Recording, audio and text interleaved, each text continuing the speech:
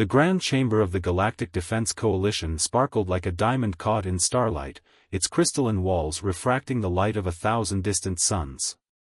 Ambassador Crixtal of the Centaurian Alliance adjusted his photoreceptors, his crystalline form casting rainbow patterns across the chamber floor as he regarded the human before him with barely concealed disdain. Dr. Samira Patel stood at the center of the chamber, her dark eyes reflecting the starlight with an intensity that matched the assembled alien council members. Behind her, holographic displays showed Earth's achievements that the council had just finished dismissing as quaint and primitive. With all due respect, Ambassador, Samira said, her voice carrying clearly through the chamber, I believe you're fundamentally misunderstanding humanity's capabilities. High Commander VZZTK, a towering figure whose bioluminescent skin pulsed with shades of blue and green, leaned forward on his gravity throne. Misunderstanding? Your species still relies on chemical propulsion for most of your space travel. You haven't even established a permanent presence beyond your moon. How could we possibly misunderstand that? Murmurs of agreement rippled through the chamber. The coalition represented over 300 spacefaring civilizations, each with technology that would seem like magic to most humans. Their smallest ships could traverse galaxies in days, their weapons could restructure matter at will, and their youngest members had been exploring space when humans were still discovering fire. Samira's lips curved into a slight smile.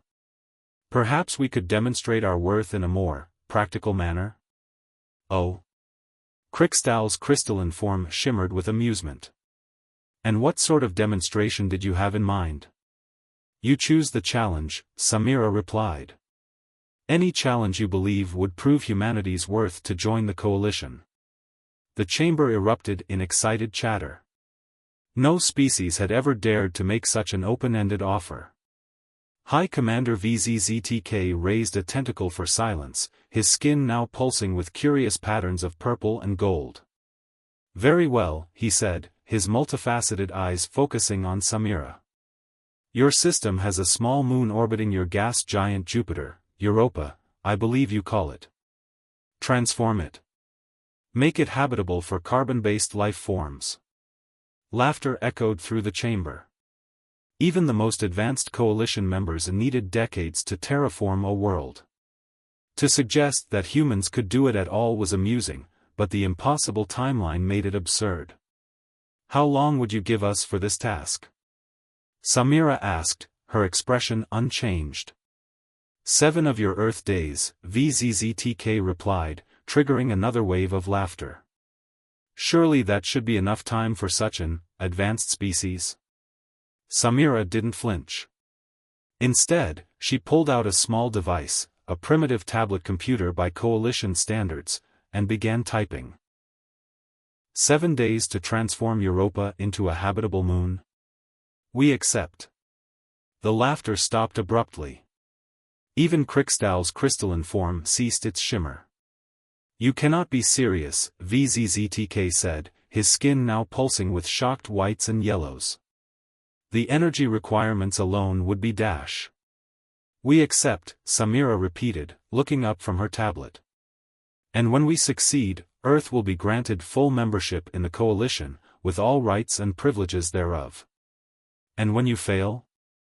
Crixtal asked, his voice sharp as breaking glass.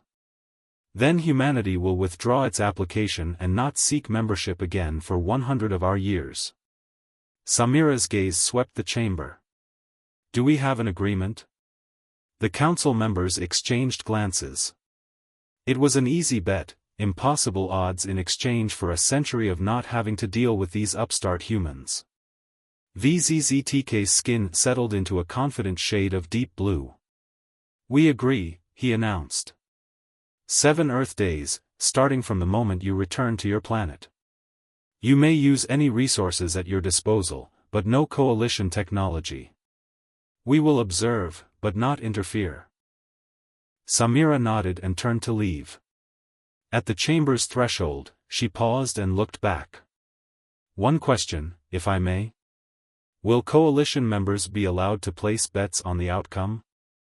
If they wish to waste their resources, VZZTK replied dismissively. Excellent. Samira's smile widened. Because I believe I just saw someone on Earth activate something called Project Gaia, and I wouldn't want to miss the opportunity to place my own wager. As the chamber doors closed behind her, Samira's tablet displayed a single message from Earth: Project Gaia is go. Team assembled. Awaiting your return. In the silence she left behind, one of the younger council members, a quantum-based intelligence, spoke up. Should we be concerned that she didn't even need to consult with her government before accepting? Impossible, Krixtal declared, but his crystalline form had taken on an uncertain opacity. They're going to try to terraform Europa in 7 days. What's there to be concerned about?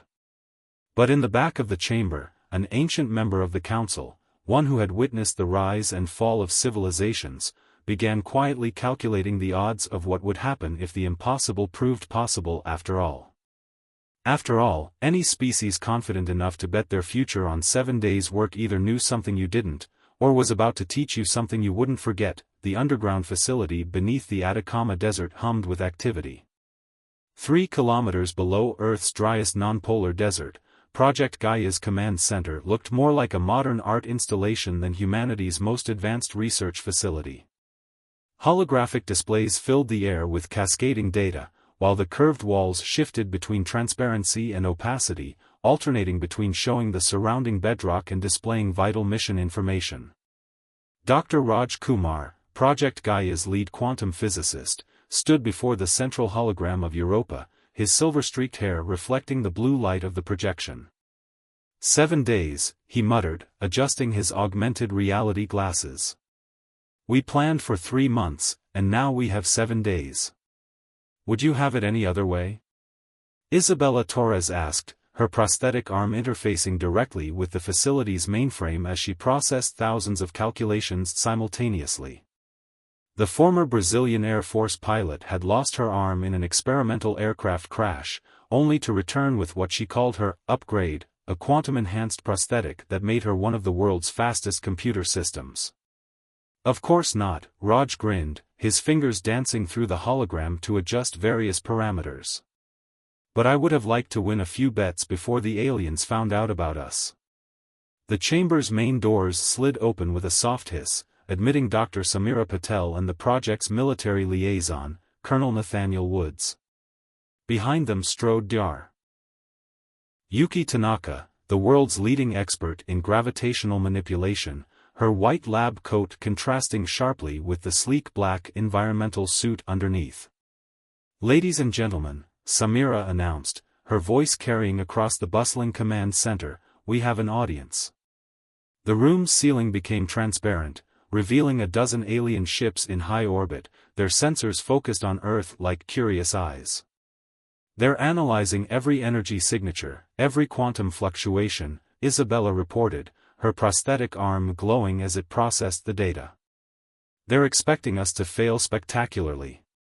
Then let's fail spectacularly upward, Colonel Wood said, his dark features set in a determined expression. Dr. Tanaka, is the Nexus ready? Yuki nodded, pulling up a hologram of what appeared to be a massive space station. The Nexus has been under construction in lunar orbit for the past year.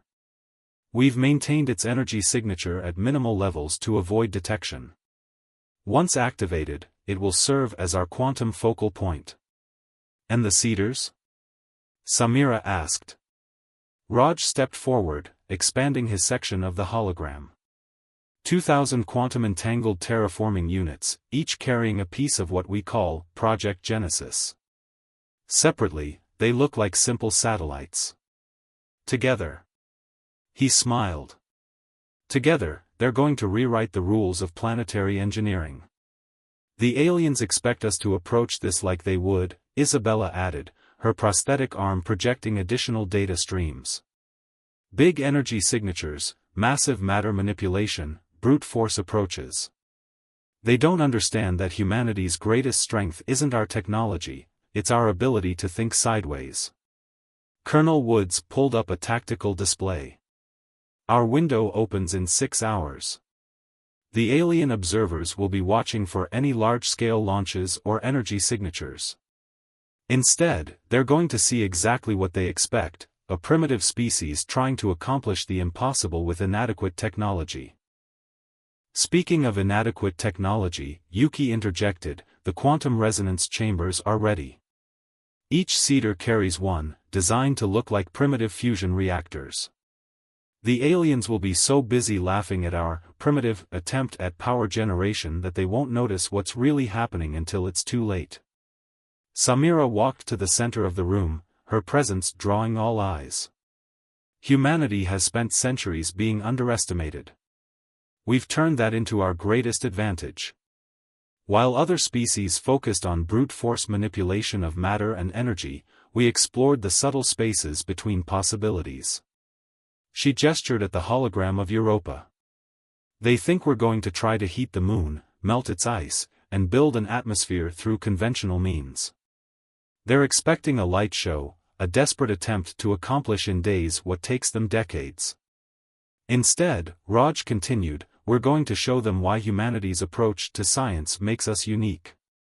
The seeders aren't terraforming devices, they're probability manipulators. We're not going to transform Europa.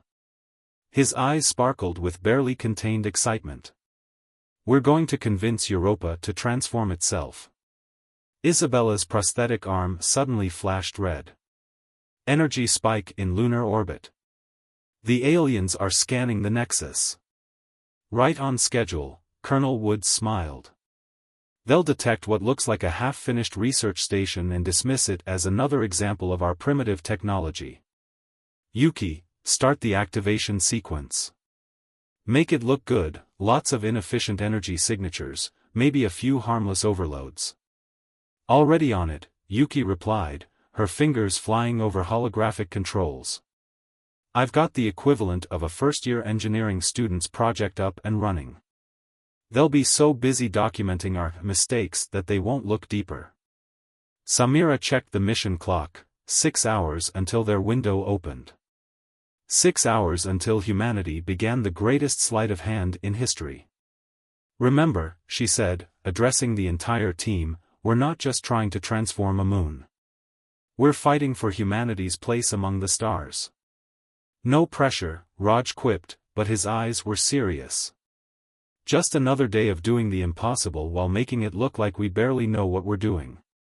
As the team dispersed to their stations, Isabella's prosthetic arm processed one final calculation. You know, she said to no one in particular, the aliens' betting pool on our failure just reached the equivalent of Earth's entire GDP. Good, Samira smiled. I was hoping we'd get a bonus out of this. Above them, the alien ships continued their vigilant watch, their observers confident in their superiority, unaware that they were about to witness not just the transformation of a moon, but the revelation of humanity's true capabilities. The game was about to begin, and humanity had been practicing their sleight of hand for centuries. The Nexus station hung in lunar orbit like a spider's web spun from starlight. To the alien observers, it appeared to be a haphazard collection of solar panels, makeshift fusion reactors, and primitive communication arrays. Perfect. Quantum entanglement field at 100%, Isabella announced, her prosthetic arm pulsing with streams of data. The aliens are reading exactly what we want them to, a lot of wasted energy and inefficient power conversion. Raj stood at his station, watching as 2,000 seeders silently detached from the Nexus's hidden bays. To any observer, they looked like simple satellites, their outer shells deliberately designed to appear crude and unrefined. Seeders launching. They're reading as simple probes with basic propulsion systems. High above Earth, the alien ship sensors catalogued each launch, their observers noting with amusement the seemingly wasteful approach of sending so many individual units instead of one large terraforming platform.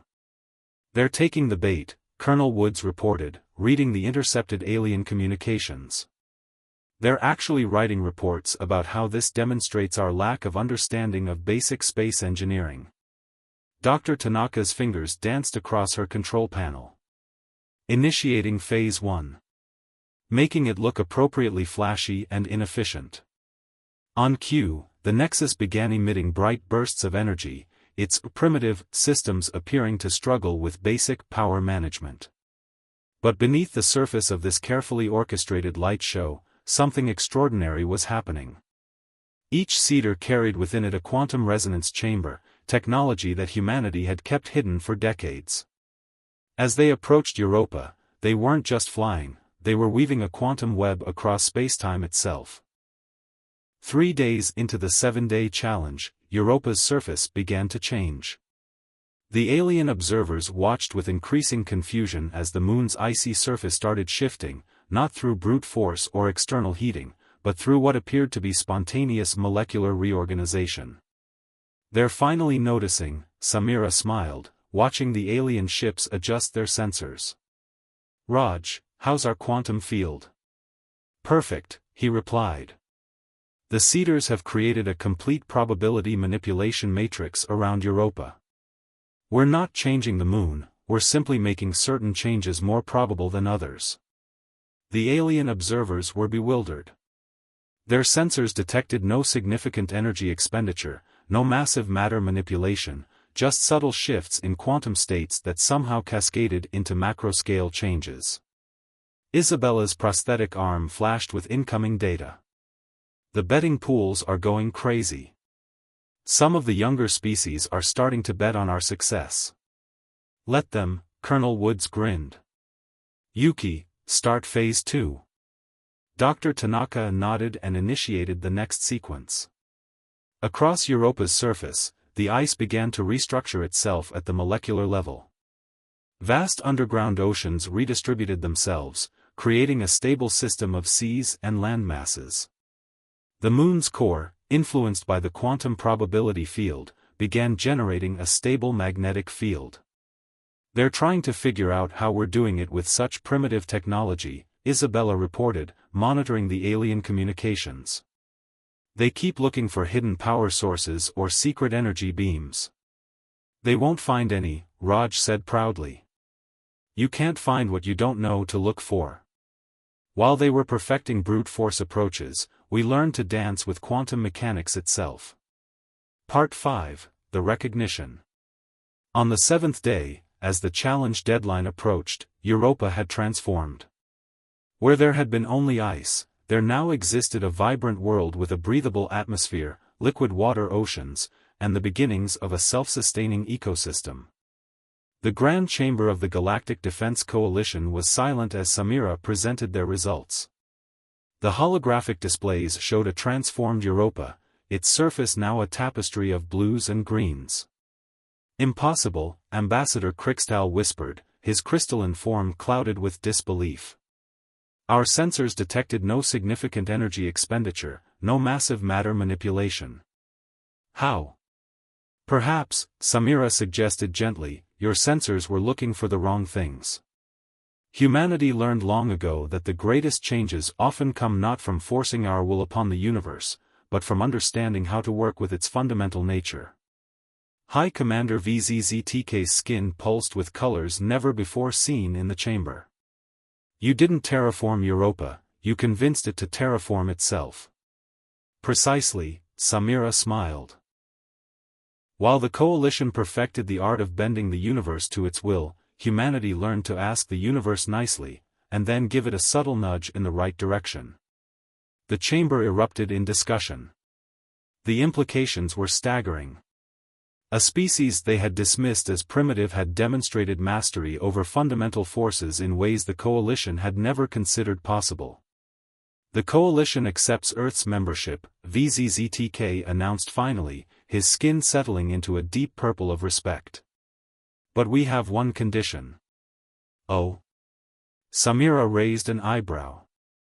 "Teach us," the High Commander said simply. "Show us this different way of thinking, this elegant approach to universal manipulation." Samira's smile widened.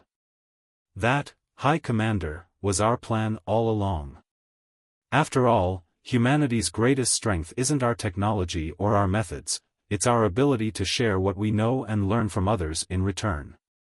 Back on Earth, the Project Gaia team watched the proceedings with satisfaction. They had done more than prove humanity's worth, they had opened the door to a new era of cooperation and advancement. So, Isabella asked, her prosthetic arm displaying the final calculations, what should we do with all our winnings from the betting pool? I have an idea, Raj grinned. There's this little gas giant in the Andromeda galaxy that could use some rings. The alien observers, still in orbit around Earth, began receiving new orders from the coalition. They were to remain in place, not to watch humanity, but to learn from them. As their ships adjusted their positions, many of them noticed something peculiar. Their primitive, chemical engines were suddenly operating with unprecedented efficiency. Humanity, it seemed, had already begun teaching.